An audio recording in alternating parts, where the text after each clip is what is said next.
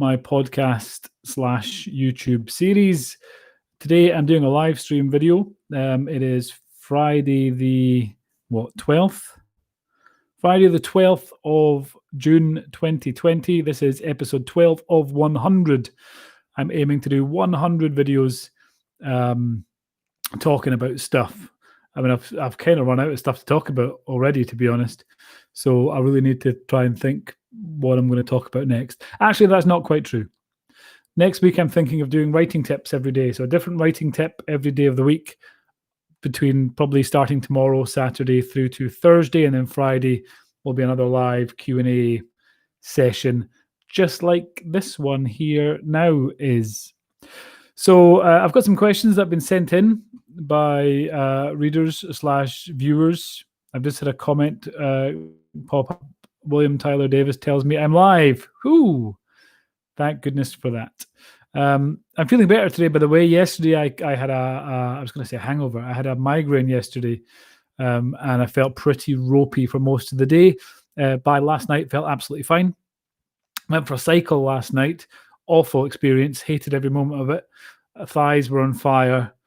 Lungs were burning. And I often, throughout the process, wished I was dead. But completed that and feeling absolutely fine today. So thanks for everyone that showed their concern. And if you didn't, shame on you. So I have a few questions that I've had submitted. So I'm going to rattle through those. And then I'm going to show you something at the end. But I won't tell you what yet. See the suspense, master of suspense that I am. So Mike Oxmal, one of those. I quite like the fact that you set realistic goals for yourself. He just quite likes it. He's not overly keen, but he quite likes it. How easy will it be to change this work ethic / habit?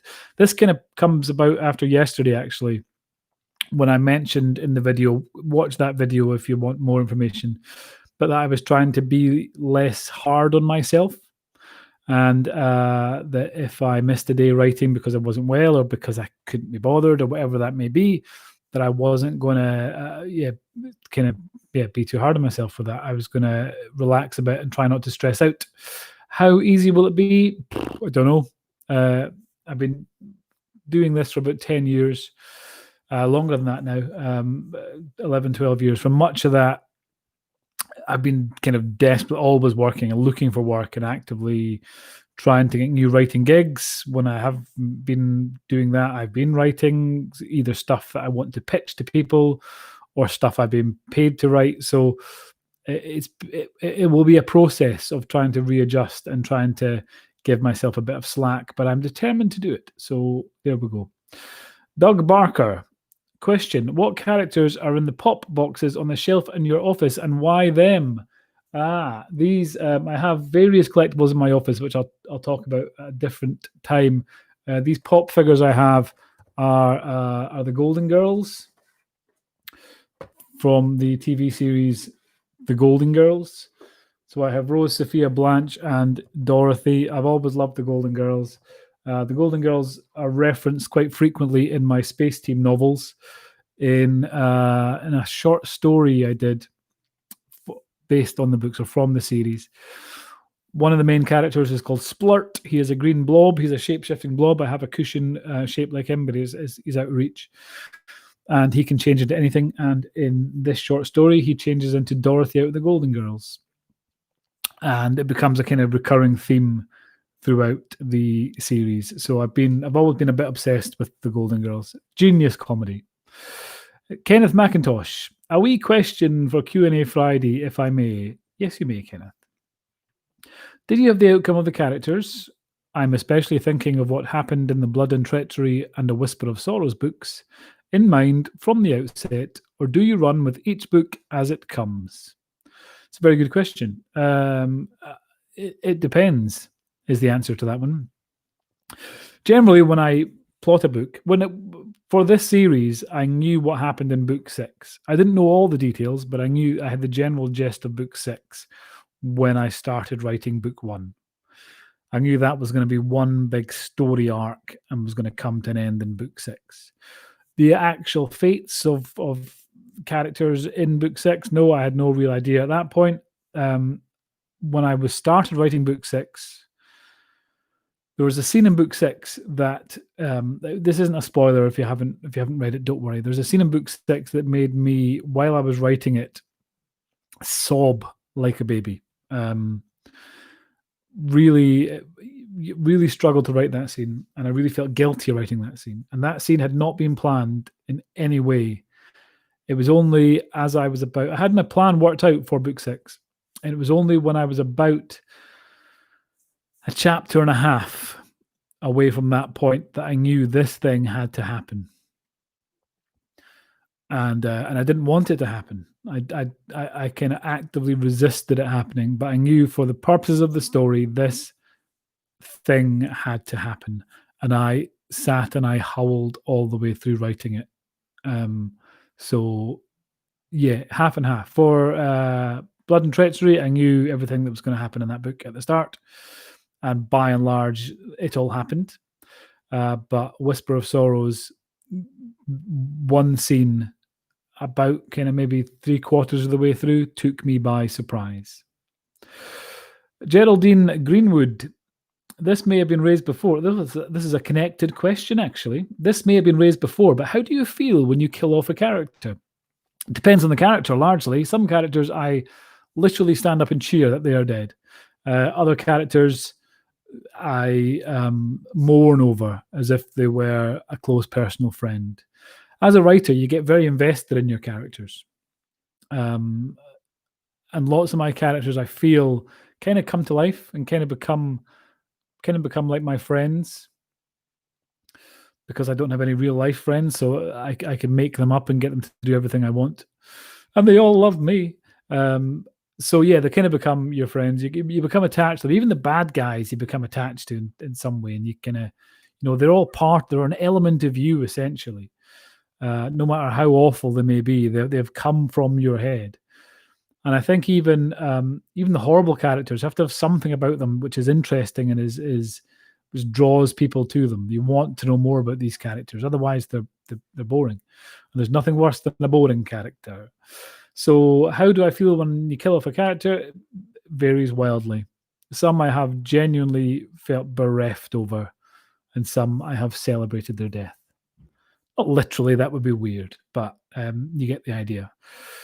Jack D, you write so many different genres of books. Do you have a favorite? Not really a genre as such. I had no idea I was going to enjoy writing crime fiction so much. I loved writing the comedy, sci-fi, comedy, superhero stuff that I do under my own name. I loved writing kids' books. I was surprised how much I enjoy writing crime fiction. But I think everything I write has to have an element of comedy in it. I don't enjoy writing stuff that is really straight. I mean, to be honest, the crime fiction, A Litter of Bones, was supposed to be just straight, gritty police procedural drama. And then I think the first time I realized it wasn't going to be was when there's a scene when Jack Logan is up in the Highlands for the first time. He's at the crime scene where the boy has been taken from, and a sheep wanders in, and there's an exchange between him and a junior constable about dealing with the sheep. And I knew at that point that this wasn't going to be straight, gritty police procedural. And it has evolved. Some of the books are funnier than others, but it has definitely evolved that there is, throughout each book, there is that seam of humor, often quite dark humor. But I think I need that in anything I write. I need to have an element of humor in it. A Litter of Bones was described to me as the funniest book about child abduction someone has ever read, which feels like a quote that should be on the cover. And the first review of my children's horror series that I wrote, Invisible Fiends, the first review said, "This is the funniest horror book I've ever read." And I hadn't realized at that point that it was funny until I looked back at it. And all the humor I write tends to come from characters rather than situations. It's that interaction between those characters that I really enjoy. And I think, I'm sure members of the police and the emergency services in general will agree that that's often how they get through the day. Those, they see some very, very dark things, and without a sense of humor, I think it would very quickly become overwhelming. So yeah, there's not a particular genre I enjoy writing, but I like writing funny stuff. So there will be humor in pretty much everything that I write. Even the eulogies I wrote for a few family members and close friends. So yeah, there we go. So that's all the questions at the moment. Oh, I've got some popped up at the side. Oh, hang on. There's loads of questions here. Okay, we've got questions at the side here popped up. And here we go. Chris Pickin. Barry. I think I can pop up on screen. Hang on. Can I pop up on screen? Yes, Chris Pickin. Barry, when you're writing, do you jump from book to book or concentrate on just one until it is finished? Good question, Chris. Well done. I do both. Until very recently, I've focused on one at a time. With my kids' books, I would often be writing 3 or 4 books at once, and a comic, and a script for something, and various. So often I would be bouncing between projects a lot. And when I was writing Space Team, I was bouncing between kids' books and the Space Team series. And even while I was writing the first JD Kirk books, I was still finishing off some children's book contracts then. Since then, I've kind of tried to focus on one book at a time. At the moment, though, I'm writing both the next Sidekicks book and the next DCI Jack Logan book, which I will get back to in a minute. So there we go, Chris. Hope that answers the question. Well done. Mike, here we go. Mike again. That's true what he said about comedy. A litter of bones had made me laugh loads. It's the most rainy place. We've got a certificate. I hope you've got it laminated. That is a real conversation that I have had. Fort William was the rainiest place in Europe for about 3 years in a row, which was quite the claim to fame. Let's see what else we've got. Here we go. Chris popping back up again. Chris is saying, I used to work on operating theatres. If you didn't laugh about things, you'd go mad very quickly. I agree. I think that's much the same as being an author as well. Okay. I think some of these questions might be a little bit spoilery, so I'm not going to read those. Some of them are quotes. William Tyler Davis, bet you never cried writing Space Team. You're wrong. There's a scene in Space Team, God, don't know, 9. What's that one? Don't know. One of them. And there is a character death. And I was choked up, so I was. So one of the Space Team books, I think is about book 9. I think so. I was a bit choked up by that. And another final question from Mike. Barry, which books did you find easier to write, Space Team or the Jack Logan books? Space Team's always been very easy to write. Because I don't really do much planning for Space Team. I just make it up as I go along, basically. I have a vague idea and then I jump in and I see what happens. And it's very easy to write because anything can happen. And sometimes that's liberating and sometimes that's terrifying. Sometimes it's more difficult to write if anything can happen because you can take the story in any direction you want. And sometimes that's not necessarily a good thing. You can become so panic-stricken, wondering which direction you should take the story, that you freeze and do nothing. But I found it quite liberating and I can go off on tangents. Some weird thing can happen and the team go jetting off in their ship and deal with that situation and then jump back into the main story. So I find Space Team very easy to write. What I was surprised at, though, was how easy I found the DCI Logan stuff to write. I expected it to be very difficult because of all the police procedural stuff. And I expected me to be stuck doing a lot of research. But I didn't. I did a bit of research and then I just made it all up and threw in a few acronyms, basically. So none of the police investigation stuff in most crime fiction stands up to that much scrutiny. But so particularly probably mine. So I enjoy both. I find both pretty easy to write. And That's it. That's the question answered. There we go. Done.